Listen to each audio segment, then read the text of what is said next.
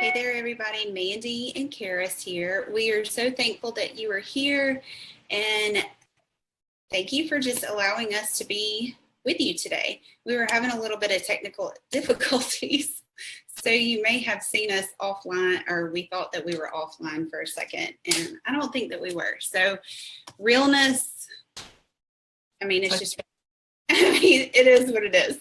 So yeah. So, like I said, I'm Amanda Middleton. This is Karis Snyder. I'm Amanda Middleton with AmandaMiddleton.me and Karis with KarisSnyder.com. And today we are talking about how anxiety helps you serve others. So a couple of weeks ago, we talked about anxiety, and it was such a popular topic. Well, I wouldn't say popular, but it was a topic that everybody deals with in some way, some form, some fashion. So we thought that we would expand it a little bit and just talk a little bit more about it, because there were lots of questions that were coming through. And we knew that we really needed to just, keep going with it, because there were so many people that have experienced this. It's not just Karis and I, and it's not just, it's just a lot of people. Yeah. So, and a lot more than what we thought. So we had a couple of questions, and we wanted to go through the questions first before we kind of dove into the meat of everything, I guess. And, but first and foremost, hopefully y'all are a part of the Purposeful Woman group. We have a Facebook group here, and we would really love to invite you, take a minute to invite you to come over there, because we don't only just share videos, but we also share, how to get through stuff like this day to day, not just, every once in a while, but day to day. And we also are very passionate about holistic living and trying to deal with these issues on a day-to-day basis through exercise, nutrition, holistic health, stuff like that. There is a time and a place for medicine. We know that. Both of us know that. But first and foremost, we like to try to help through those things too. So yeah. So if you would like to, we will drop the link into the comments a little bit later. But if you'd like to go ahead and get into that group, if you are a friend of mine, you can go to the cover photo of my profile, and the link is right there. But for everybody else, we will put the link into the comments just so you can have it. So yeah. So now that all that is done and over with, let's get to the meat of our podcast. Yeah. So like Mandy said, we when we did this podcast a couple of weeks ago, we really felt like we should continue it, because a lot of you messaged her and you messaged me and just thanked us for talking about that topic, because unfortunately it's still a little taboo to talk about and to share, the struggles that we have with it. And so we really felt like we needed to continue it, and we wanted to continue it, first of all, by answering your questions, because we know that there are a lot of questions out there. And so feel free, even now as you're watching this podcast, feel free to share this, because we know that even though there may not be people in our group right now or friends with us right now, you may have friends that are dealing with this, and they may have some of these questions, and this may help them. So feel free to share this with them, because that's why we're here. We just want to help. We just want to share our stories. And even though there are days it's hard to share and it's hard to talk about, we just want to help. So we had a lot of questions come in, and a lot of these questions were basically around the same topic. So we just kind of put them all together in different sections, and that's kind of how we're going to answer them. So the first question that we had come in was anxiety and fear. A lot of people, when they deal with anxiety, it's fear. So for some, it could be fear of dying, fear of someone around you dying. It could be being afraid of going places, being afraid to be in crowds, afraid of what foods you might eat. It just anxiety and fear are wrapped in together. And the question was how do you deal with that? Why am I afraid? Why do I feel this way? And so I can kind of relate to the fear of losing someone, the fear of dying. And just sitting here thinking about that as I asked that question, I know growing up in high school, I had 2 friends who died in car wrecks. And it really messed me up a little bit because I was afraid to drive. I was afraid of people that I knew. If they went somewhere without me, it made me scared. I would be fearful of being in the car sometimes. So I think for me, my fear with anxiety and someone dying, or even me being in that situation, is triggered from that in high school. That's one of those triggers for me. It's because I experienced that at such a young age. And it was so hard, and I never really dealt with it. And so anxiety, what it already does anyway, is it causes fear, it causes doubt, it causes worry, and it does it in a way with things in your mind that are not real. You know, I always think of the acronym for fear: false evidence appearing real. Yeah. And so that's what fear does. It'll grip you, and you begin to worry, and you begin to see these scenarios in your mind and in your head. Some of y'all might can relate to that. And you get kind of trapped in it. And so what fear does is it freezes you. It freezes you in that. And so one way that I have had to deal with that fear and anxiety is I've had to talk it out. I've had to say it out loud just so I can hear. It kind of sounds crazy and it kind of sounds weird, but I have to hear, okay, that is not real. It's not going to happen.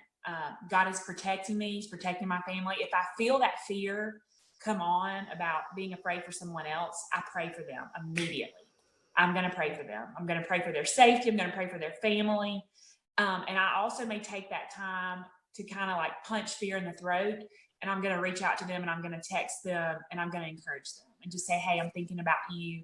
I'm here for you. You know, God loves you. Those are some things that I try to do, even though I may be in that fearful moment. I face that fear, and I do it afraid, and I turn around and I try to help in praying for them, or helping myself and writing it out, or sending an encouraging text. So that's kind of one way that I deal with that fear and anxiety. I don't know, Mandy, how do you think dealing with that?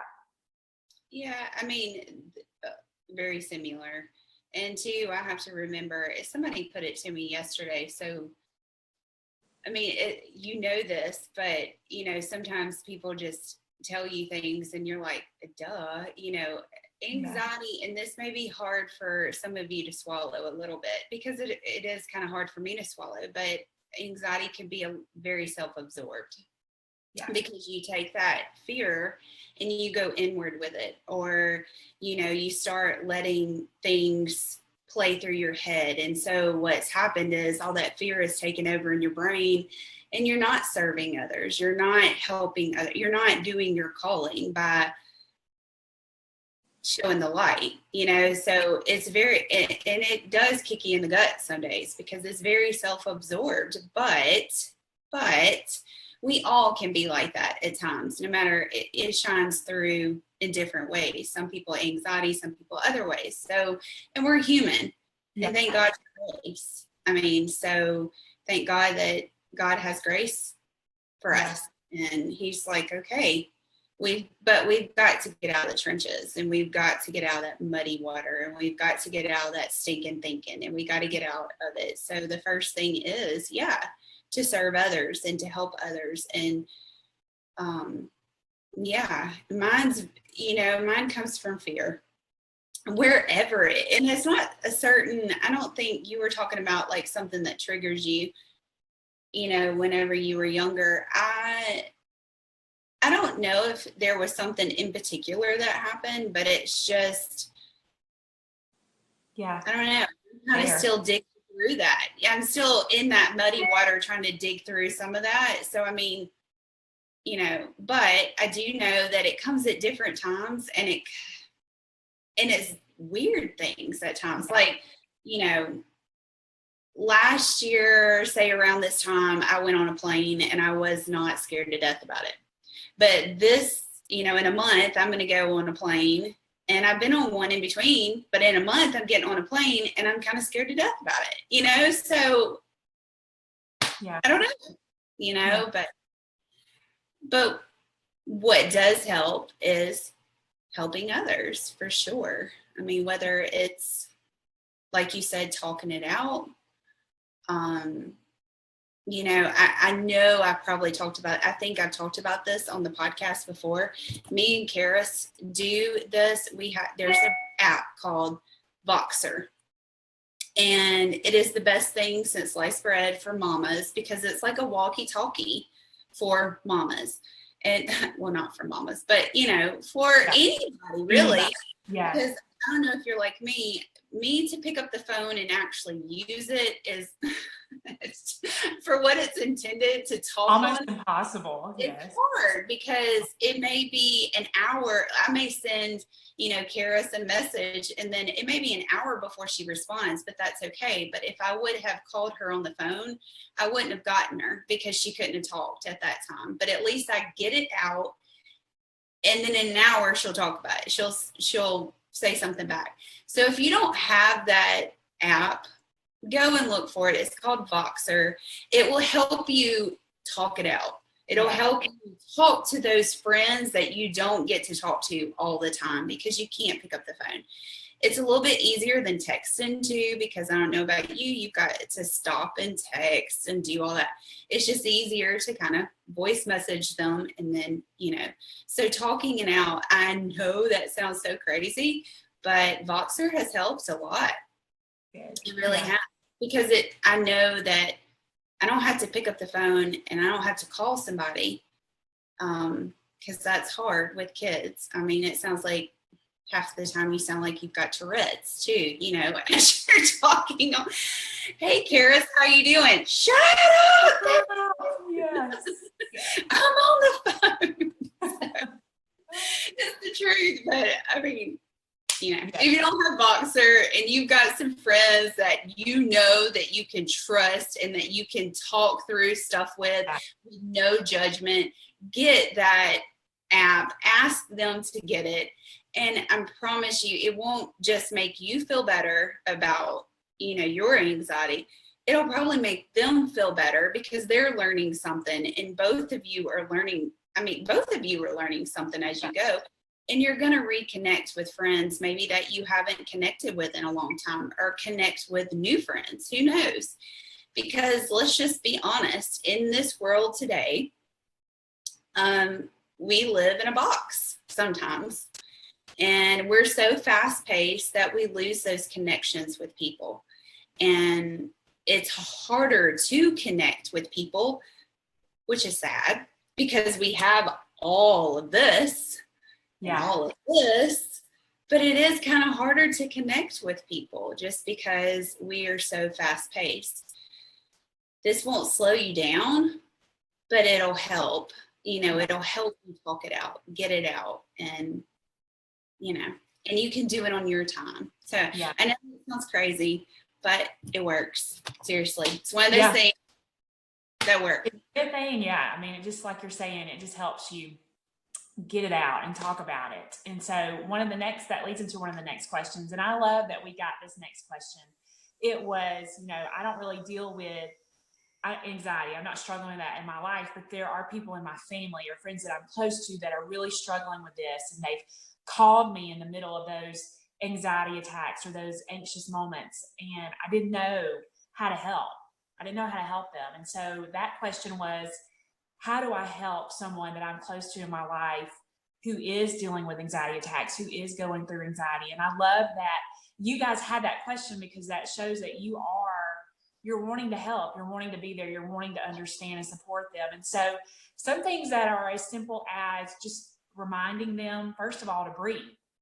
Because sometimes when anxiety grabs you, you can't breathe. And I know if you've never been there, you may not understand that, but just reminding them to close their eyes and take deep breaths and just think about things that they're thankful for in their life, you know, even helping them to say that out loud, that helps you, because it shifts your thinking. It shifts where your mind is, and it kind of pulls you out of that place.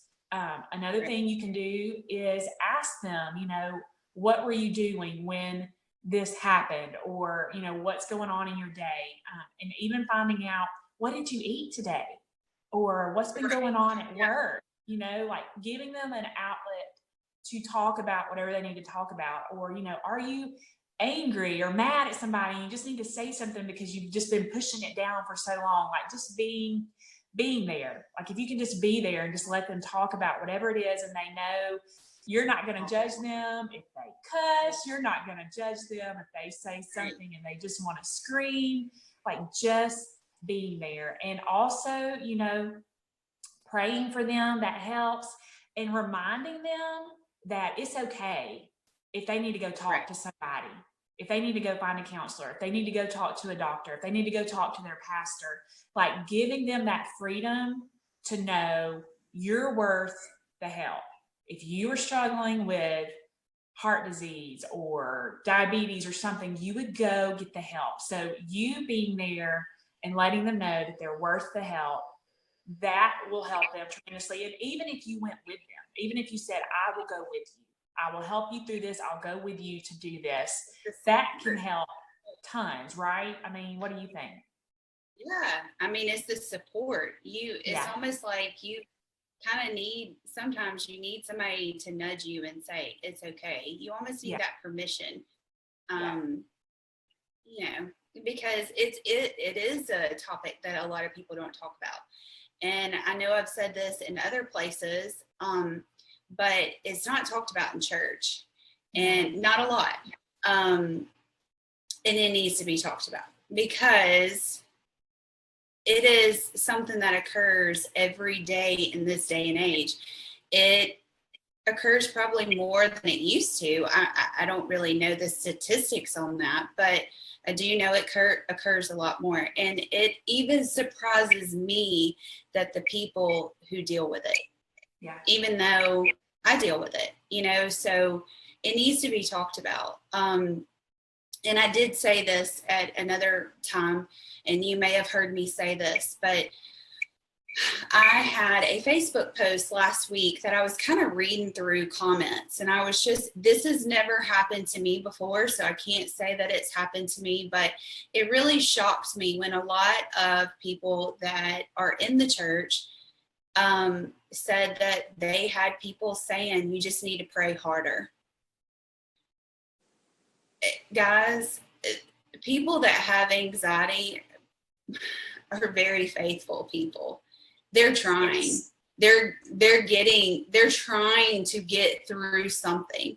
You have to give them not just a little bit, but a lot for actually trying, because every day you want to be a better person than you were yesterday, and they're trying.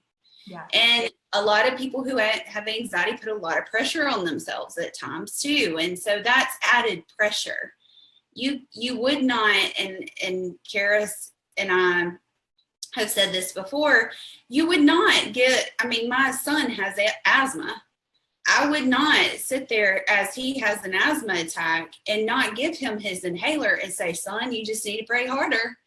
That, guys, that made my heart sink whenever I heard that, because that's basically just telling them you're not faithful enough. And that's not the case. It's not the case. So as Kara said, pray for them, help them, stand in the gap for them, because more than likely they're probably not praying like they want to, and they're feeling guilty about it already. So don't add that pressure on them. Do like the church body is supposed to do, and stand in the gap for those people. Don't, you would stand in the gap for somebody with cancer, with somebody with something, and I'm not downplaying any of that, but you would. So stand in the gap for these people. Like I said, I have not experienced that firsthand. I have an amazing church family that knows about it. I don't always like talking about it. So my husband, thank God for him, he'll be like, you need to pray for Mandy because she's having a hard time. But thank God for him, because they wouldn't know that. Now, the people that are close to me, they know. I pull away, I'm quiet, they know. So they know to pray. But guys, they never once have told me, Manny, you just aren't faithful enough. You need to pray harder. You need to, no, they don't do that. They just say, I'm here for you. Whatever you need, I can do, I can do it.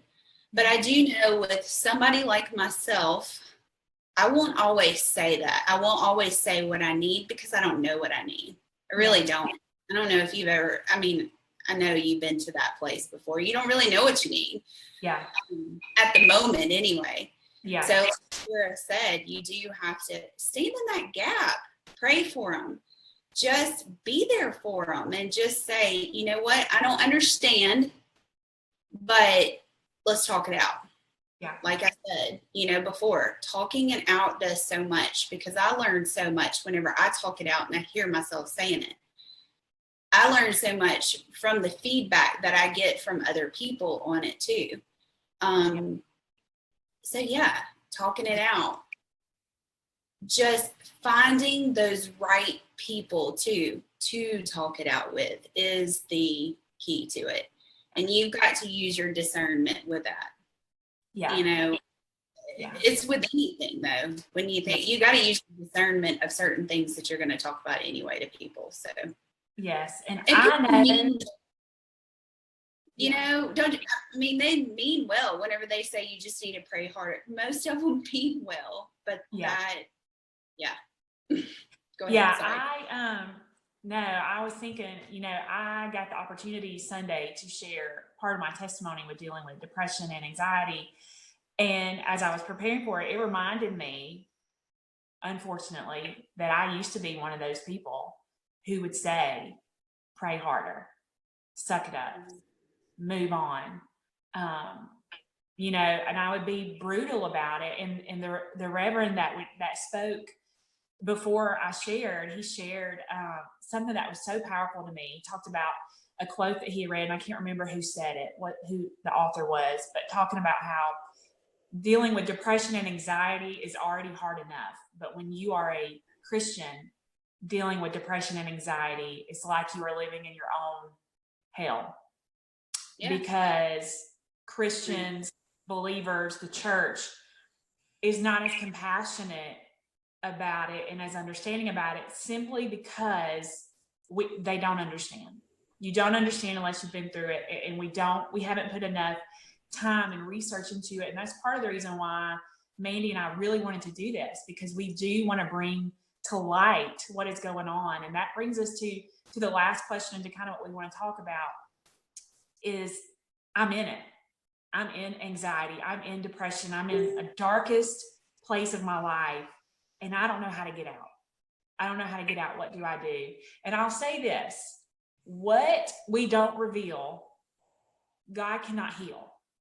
So if we don't put light on it, if we don't shine light on it, if we don't say, if you don't say, I need help, I'm struggling with anxiety, I'm struggling with depression or whatever it is, and I need help, you're not going to be able to get help. You're not going to be able to get the help that you need. You're not going to be able to come out. And so that is so important. And I know that sounds cliche, but it is. When you can say that out loud, or you can say, I've been there. And like many of y'all have already taken that step because you reached out to us and you said, hey, that's me. I'm struggling and I'm ready to get out.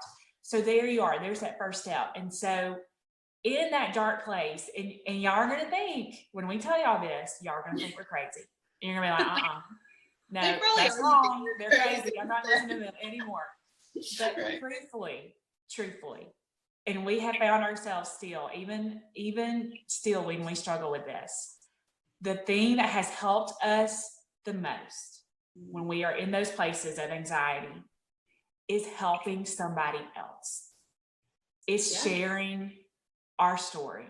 Is saying, hey, here I am. This is what I'm struggling with today.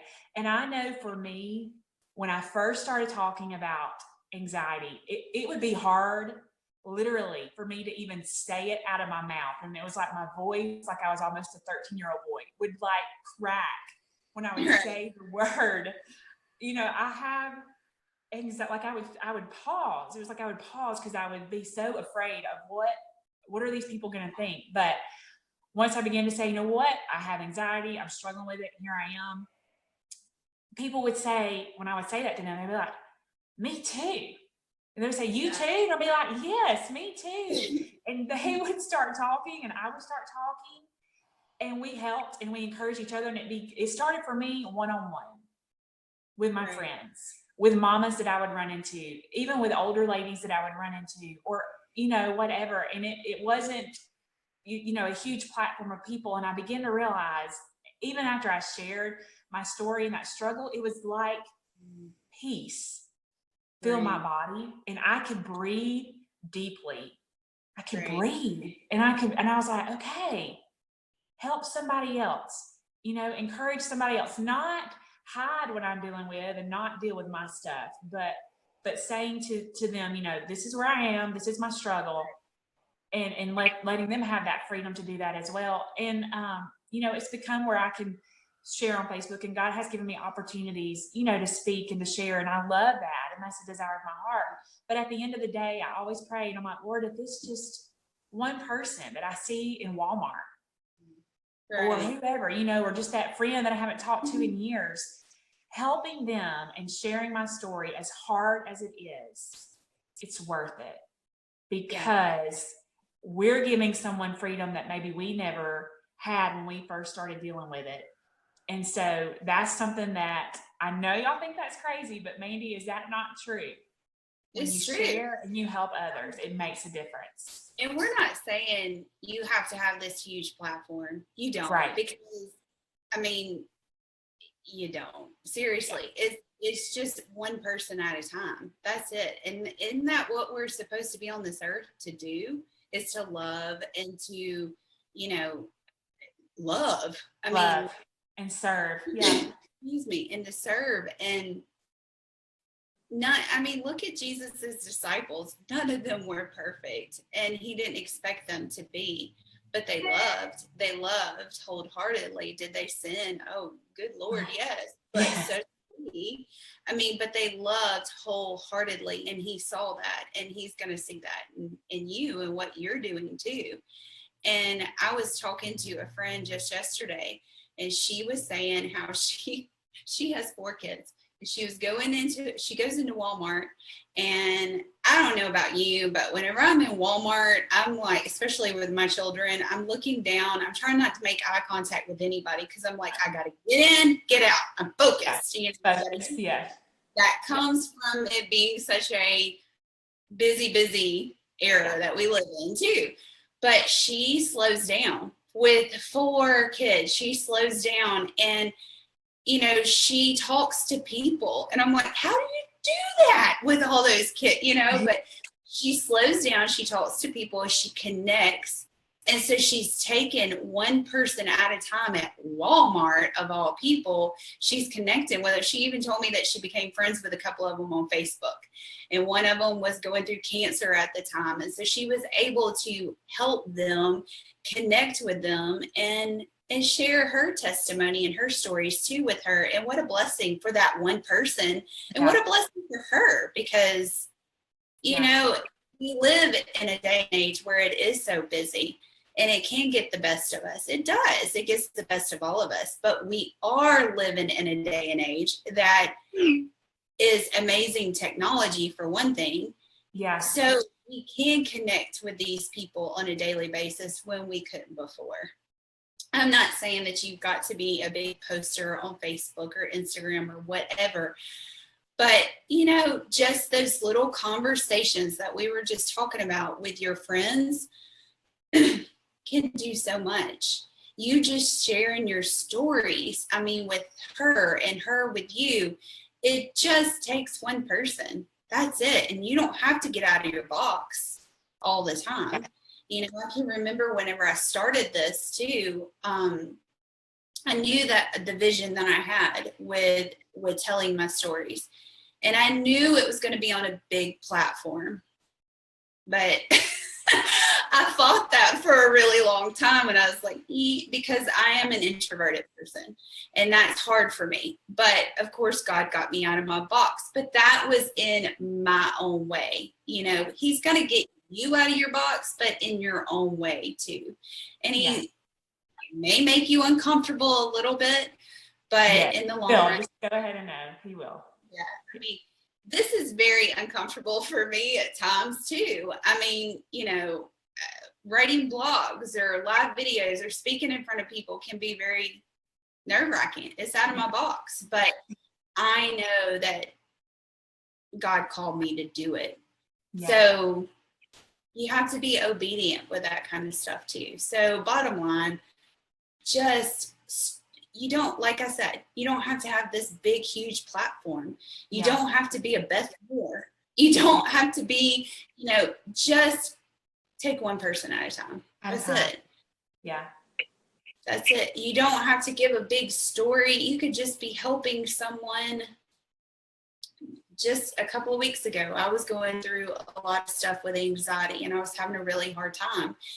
And a friend of mine she's starting to homeschool. So she called and asked me a couple of questions about it. And afterwards I got up, and I went and ran 4 miles. And Chris was like, do you realize what just happened there? I mean, for the last 4 days, you haven't really helped anybody or you haven't served anybody else. And you got a second wind. You were ready to go. Yeah. So, and it was just simple little questions. It wasn't anything life or death. It was just little questions, no big deal, but I served someone else. So, right. Yeah. I saw this comment on our video, our live video that we're doing right now. I think it's hard to admit that's what you are struggling with, but you're struggling with it when you don't know what you can do to fix it. And I love that. Maddie Crow, I love you too, by the way. I think that we're all, we have this thought in our head, I need to fix it, and then I can share.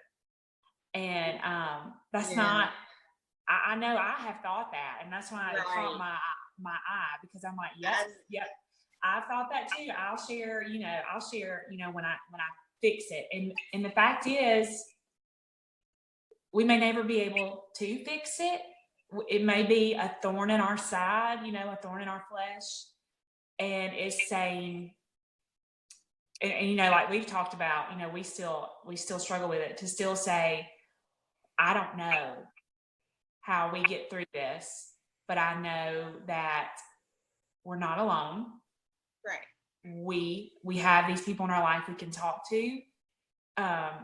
And, we can talk, and it's just trying different things to help us through.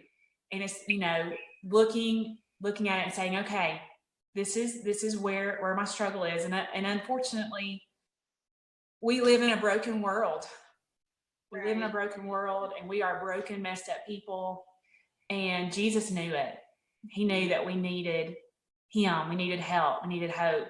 And I think about Peter, when he denied Jesus, and Jesus told him, you're going to deny that you know who I am 3 times. And, he did that 3rd time. And I imagine what he felt in his soul. Right. Just the brokenness and the defeat that he failed. But we also know that Jesus did not give up on him, and he loved him, and he ended up saying that Peter was the rock of the church. And look what he did, after all this mess. And like you're talking about, they did not have it all together. And that's the beauty of this. We don't have it all together, and we want y'all to have that permission to not have it all together. And it's okay that we don't know how to fix it.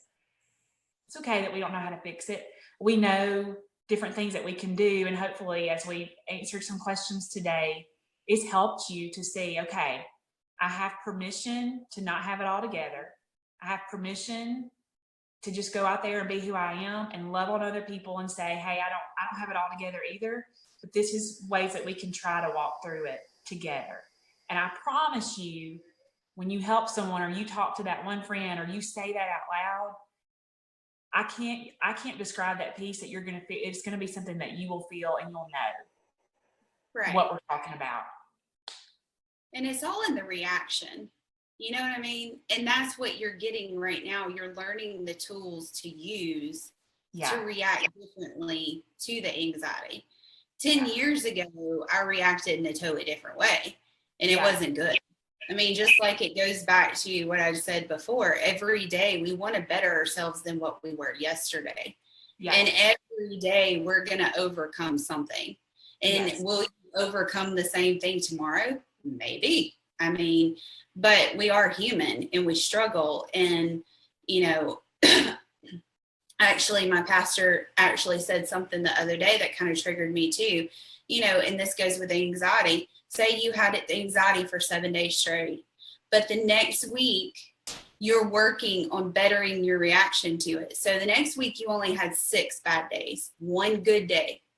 And then the next week you had 4 bad days and 3 good days. That's progression. And that's showing that you're using those tools to better your reaction to it. I know it has everything to do with my reaction. You know, just like I tell my kids, you know, you can't control other people. All you can control is your reaction to the situation, you know, and we have to look at it like that too. I mean, for adults, it's in the reaction. It really is. I mean, I know that I had a sharper tongue whenever I was younger too. It's all in the reaction. I have to bite it a little bit more now, you know, but I am human. But I feel so strongly, and I know Karis does too. And that's why we came together with this, guys. If there's one thing that we would like for y'all to take away with any of these videos, is that there is a complete misconception of the Christian faith. And I think a lot of it comes from topics like this. And a lot of people have this misconception of us that we are just brutal towards certain genres of people. And I believe that we have failed at times with this. And we've got to bring stuff like this out into the light, not just for our sake, because we're hurting each other in the church, but we're also hurting people outside. We've got to do our job, and we haven't done it. And now we got to do it. We've got to be mentors. We've got to be people with compassion for people who have anxiety, depression, have had abortions, whatever the case may be. That's too taboo to talk about in the church. Guys, I hate to tell you, but there's a lot of people sitting around you that have had all of this stuff. If it's not all of it, it's at least one of them. Or it's affected somebody in their family. And it's time for us to step it up and actually say, we're going to love. I don't care, what you've been through, what you're wearing to church. That's a total another topic for another day. It doesn't matter what made you come in here, but you're here. And I love you, and let's get through this together. I mean, I can't stress that enough. And I know that,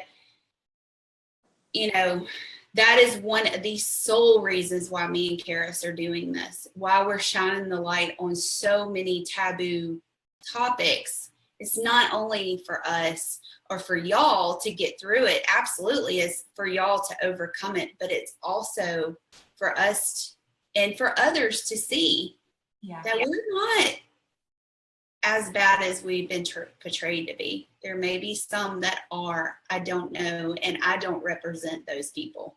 Right. And I know Karis doesn't either. Right. We may be Christians, but we do not represent the mean girls of the Christian faith. No. We do not. No. That's the only way to explain it. But wouldn't you agree? Yeah. I agree. I mean, that's what we want. We just want to love and to serve and to give hope. Love, serve, and give hope. Imagine what people go through who battle these issues, who don't have hope, who don't have love, and have no one in their life to speak true life into them. And so that's what we want to do. We want to reach every person, no matter what, because that's what we're here to do. We're here to help the sick and the hurting and the lost. And we have all been there, like Mandy said. And so that's what we hope today, is we answered some of your questions and we shared maybe in your eyes a non-conventional way to deal with it, but we challenge you to try it. Just try it. To try some of those things that we said and just see what happens. Just see what comes from it. And you might be surprised. You might be surprised at it. And so, so that's what we hope today, is that you just get that, you know, and that you get hope and you get love and you get life spoken into you. And then you can go take that and do that for someone else. So, so were there any other questions or comments anybody had? I don't know. We can look through really fast. Let's see. Sorry guys, I'm having to refresh here, and of course it's not coming up.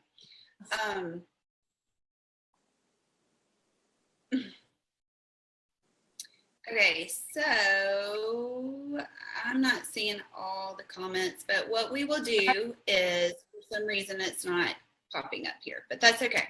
What we will do is, we always like to comment.